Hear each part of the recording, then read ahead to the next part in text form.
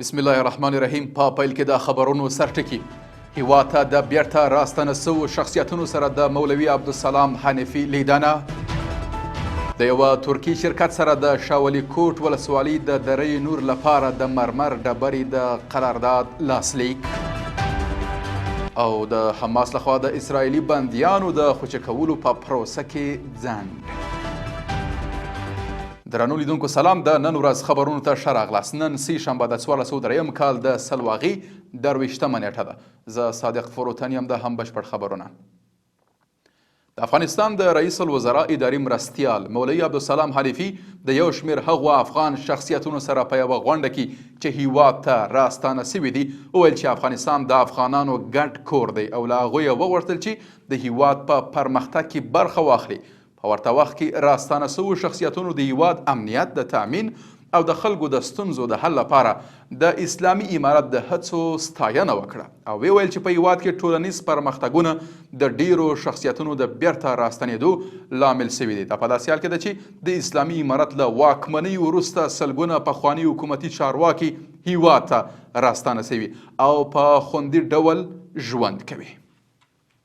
د کانونو او پټرولیم وزارت وایي چې له یوه ترکي شرکت سره د 6.2 میلیون ډالرو په ارزښت د کندهار ولایت شاولي کوټ ولسوالۍ دره نور مرمرو کان تړون لاسلیک کړی دی. د یاد وزارت په وینا د کان تړون د 3 کیلومتره ځمکې په مساحت کې د 10 کلونو لپاره سوی دی. په بل خبر کې وایو د احصایې او معلوماتو ملي اداره وایي هیوادوالو ته د اسانتیاو رامنځته کولو او په چټکۍ د عامه خدمتونو د وړاندې کولو په موخه یې هرات کې د آسان خدمت څانګه پرانیستې ده.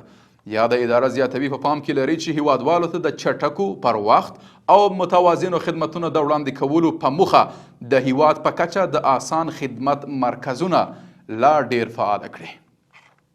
د پیښو پر وړاندې د مبارزې او چمتووالي ملي ادارې له اکشن اید مؤسسې سره د 299,514 ډالرو په ارزښت د همکاري هوکړه لیک لاسلیک کړی ده. د دې هوکړې له مخې به یاده مؤسسه د بامیانو ولایت په مرکز او شیبر او سیغان ولسوالیو کې څه باندې 4,000 کورنیو ته نغدې مرستې وویشي.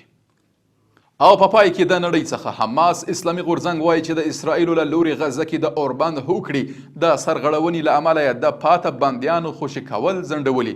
یاد غورځنګ زیاته کړې هغه اسرائیلي بندیان چې ټاکل سوي وه په راتلونکي شنبه یعنی 15 د فبروري آزاد سي، د اسرائیلو له لوري د اوربند هوکړې د سرغړونې په دلیل د مخکني پلان له مخې نه خوشي کیږي. قدرمنو لیدونکو له ملتیا او مننه، تاسو کولی شئ د اروج بېلابېلې خپرونې د دې ادارې د سوشل میډیا له طریقه وګورئ. تر بیا ښه وخت او ښې چارې.